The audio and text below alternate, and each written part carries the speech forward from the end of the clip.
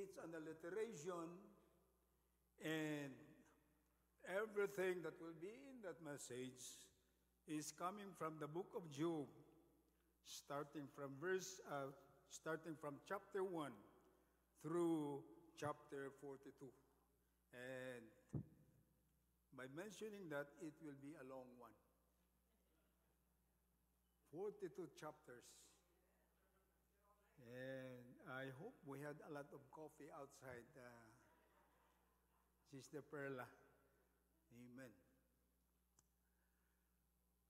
Father's Day had been celebrated for the last 114 years. Can you believe that, Paulo? 114 years it has been celebrated. And Father's Day celebration was born in the state of Washington, in the city of Spokane, in June 19 of 1910. And it behooves the father of this state to take the lead, to be the examples of what fatherhood is all about. Through 114 years, so much has been said about this institution. So much inspiration has been given to fathers, admonition, encouragement, positive things that had been spoken by many through the airwaves, through messages in the Word, through the Word of God, even in our political world. So much has been spoken about the institution of fatherhood.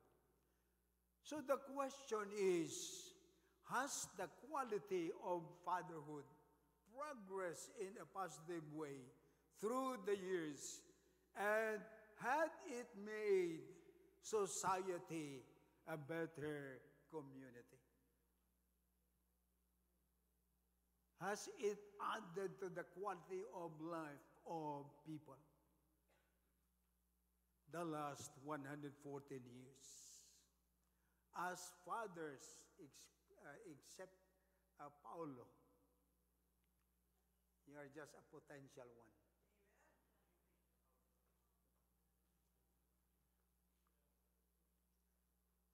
Your guess is as good or is as bad as my guess.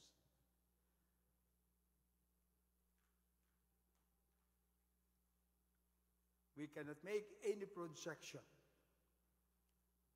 except as I look inside of me, as I look inside of each one of us as fathers. So for the sake of this celebration, let us consider a man that existed thousands and thousands of years ago, even before Abraham. And his name is Job. Job was not a Hebrew man. Job was not an Israelite. Job was supposed to be outside the fold of God because he preceded Abraham, the father of the Hebrew nation. But let us consider the values, the virtues, the deep understanding of Job about his God. It could very well be the answer to the question, the question and the puzzle of the institution called fatherhood. If the quality of fatherhood of this institution has not progressed, probably the book of Job will be the wellspring and foundation of the future of fatherhood. Probably it will not happen in my time. Probably it will happen in the next generation. And so, allow me to expose 6 values or virtues or deep understanding of Job as to who God is in his life. First, let us look at his faithfulness. F. In Job chapter 42, verses 7 and 6, we will find that through the bad and the negative experiences that Job went through in this life, it was indeed a very pitiful and troublesome experience. First, consider the loss of his wealth. The Sabaeans came, the Chaldeans came, and then there was a lightning strike from the sky, and it destroyed all of his wealth, his animals, his flocks, his sheep, his cows, and his camels. It destroyed everything. And then there was this physical deterioration. And there was this nagging attitude of his wife. Nagging attitude of his wife. And then, when his three friends knew about what happened to him, they came from all over the place. And Job was expecting that they will encourage him, that they will inspire him through his experience. But what happened was, instead of being inspired, they accused him of being a full-fledged sinner. The reason why you are going through Job is because you are a sinner. And the result was a miserable life for Job. And it even went to the point that he tried to have a negative attitude towards God because of all of this.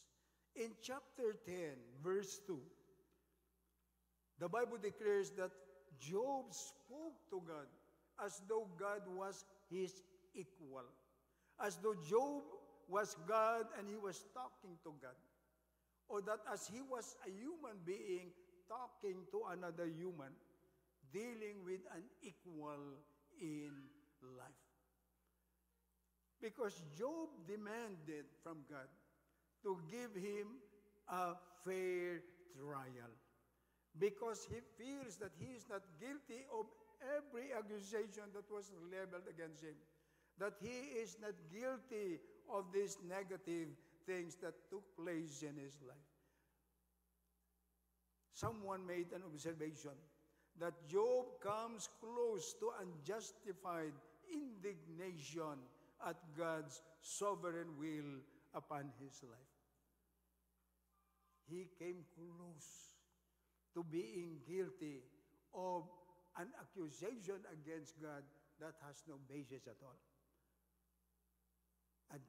Unjustifiable indignation.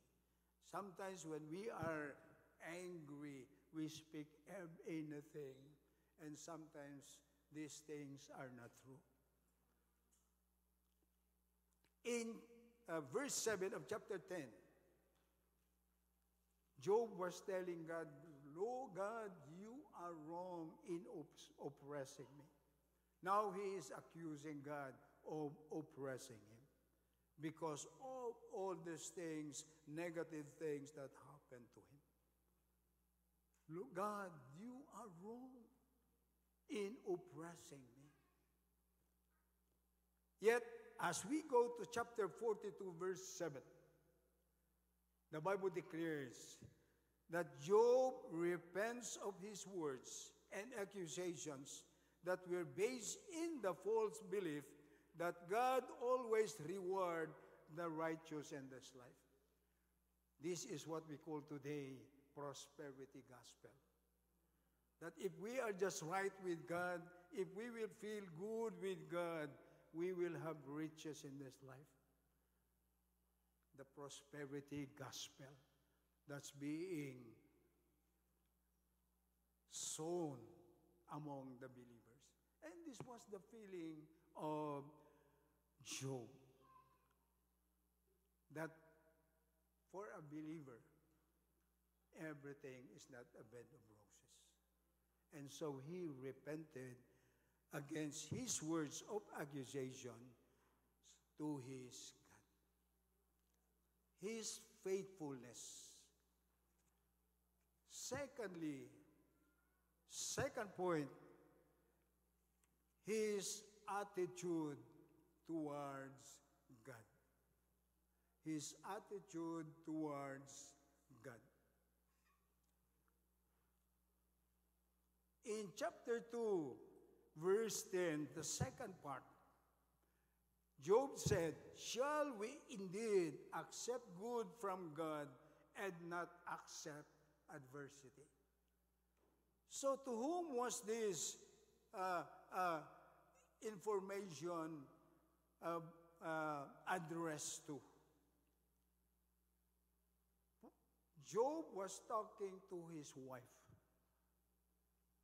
Job was talking to his wife because his wife had a question and a proposition for Job.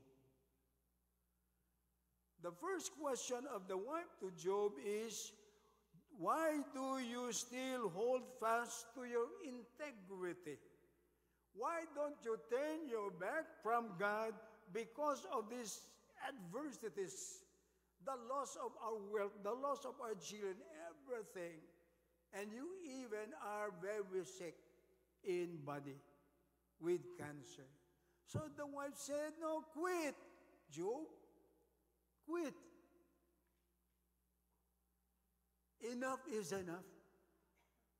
There's nothing good that will come out of that integrity you think you are holding fast." And then the proposition, curse God and die. My goodness. Curse God and die. Someone made an observation. There are many observations regarding this statement of the wife. But someone said, during the time, they believe that when you will curse God, God will send a lightning, strike you, and you will die. And then the belief that when you die, everything will end. No more misery, no more pain. And that is why the wife is challenging Job. Curse God and die. It will be good for you. It's all over. Someone made an observation. Probably Job's most severe trial was his wife. That's why you are right in not settling, in staying single the rest of your life. Okay. Try it. I said so. Ano, Job said so. Okay. So, the most severe trial of Job was the wife's challenge to curse God and die. Someone said she misconstrued Job's perseverance as fanaticism and therefore has the right to blame God. Job just persevered in his faith, but the wife said, "You are a fanatic, Job. Stop, quit." Someone made an observation. The person of faith will trust in God through prosperity and adversity, while unable to understand why bad things happen. Even though a person of faith does not understand why bad things happen, he will stick with his God in the midst of adversity or prosperity. The Apostle Paul, when he was in prison, said, "I can do all things with Christ who strengthens me." I had been supplied by God. And as a matter of fact, he told the church of Philippi, no, stop sending me blessings. I have enough. So a man of faith like Job has a good understanding of who his God is. And then let's look at God's testimony about Job. Let's look at it. Chapter 2, verse 3. In chapter 1, verse 13, Satan used evil people to rob Job of his material wealth.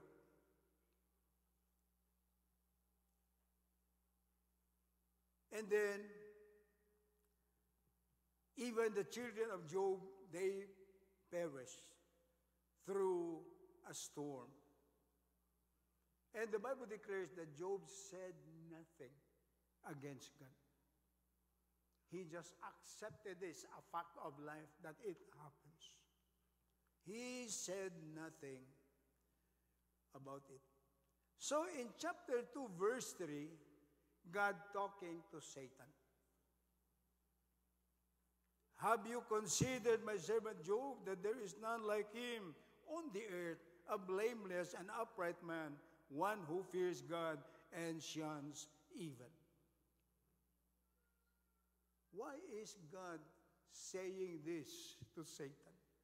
Because God is giving a testimony about Job's integrity. It is not one of the friends who is giving a testimony of who Job is. It is God telling Satan that this man, Job, has integrity beyond question. If you will tell me of so many things about me, I may not believe it. And if I say so many things about you, you may not believe everything. Because we are human beings. We take out some. But when God gives a testimony about you and me, that is all fact of life. This is our reality. And Job is getting a testimony from God that his integrity is beyond question. Have you considered my servant? Somebody made an observation that God is emphasizing that Job's character had remained flawless. Remained flawless despite Satan's assault. The taking away of his wealth, the death of his children, and Job maintained his integrity. A shining one. A good example of a good father.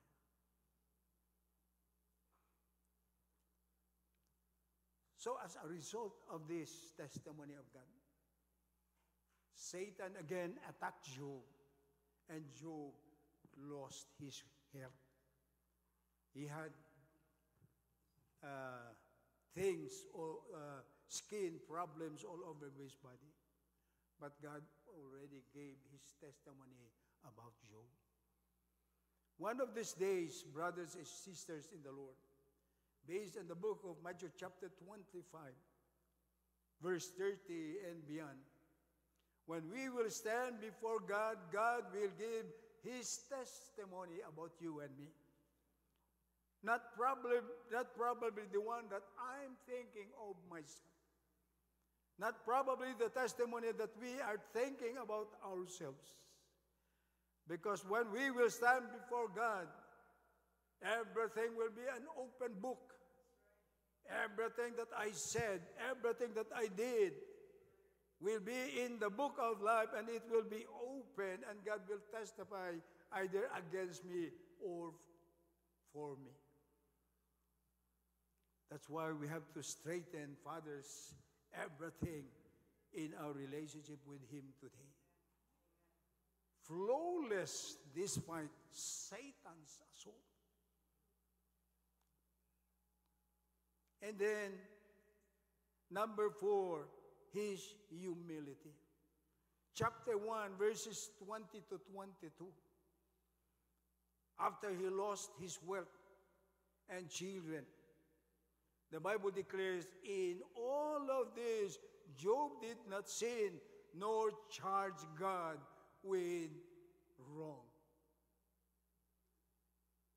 After everything, the bad things, the negative things, the painful experiences happened to him, he never charged that God was wrong.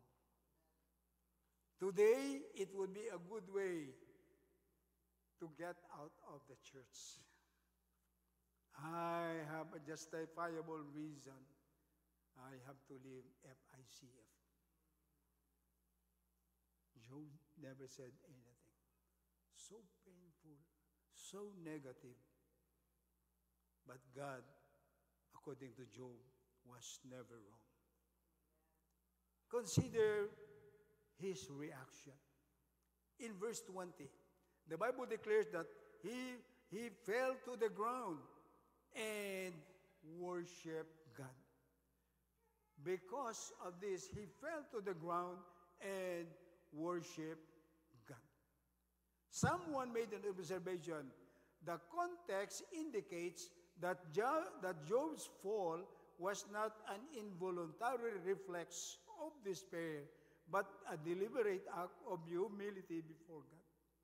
Sometimes when we are so emotionally distressed, when we are on this roller coaster life, and the emotion is taking over us, sometimes we just fall to the ground because of despair. As a chaplain for many years, I've seen wives, when the husband dies, they just crumple on the ground, kicking, shouting. An involuntary reaction. But this Bible scholar said, no. On the part of Job, it was a deliberate falling on the ground because he wanted to worship God. It was a show of humility before God. Instead of being angry with God, he humbled himself and accepted God's will without complaining or blaming God. And you know yourself, I know myself, we know ourselves, that God is always our last accuser. He is always to be blamed when bad things happen. When good things happen, it's because of me. His humility. God is never the cause of his problem. And then, number 5, his empathy. Chapter 1, verse 5. The Bible declares that there was this regular bonding sessions between the siblings, between the children of Job. And Job was always concerned of moments like this. Because in the midst of their celebration, there will be drinks. And when they will be high, it might be, according to Job, that my children had spoken something against God.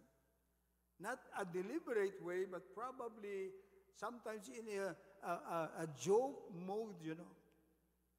And so Job is always concerned of this.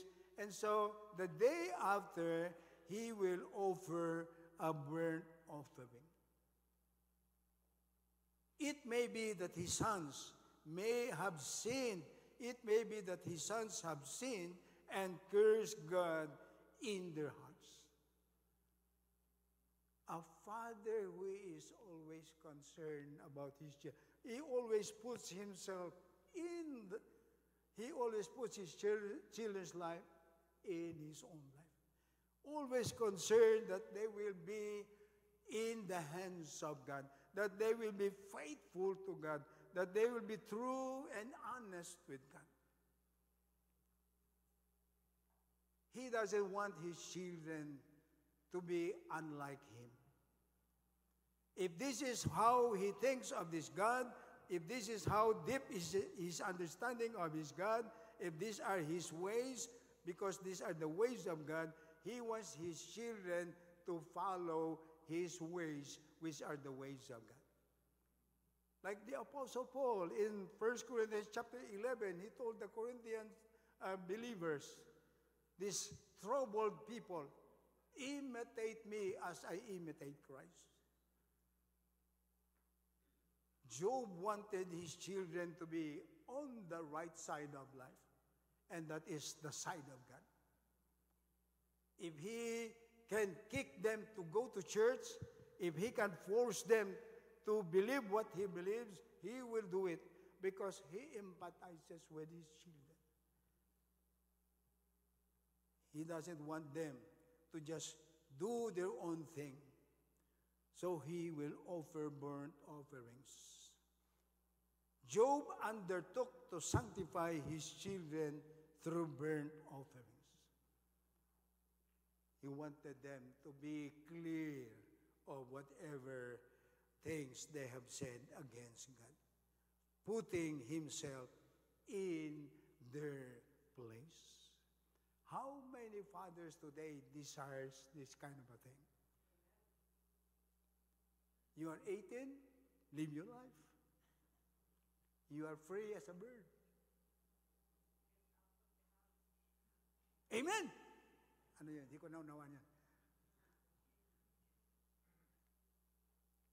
If we want the institution of fatherhood be the foundation of a new society, then every father has to think about their children's spiritual welfare. I see fathers with their children today. I cannot see one of my sons. I know, I see Mike. I saw Pastor Christian.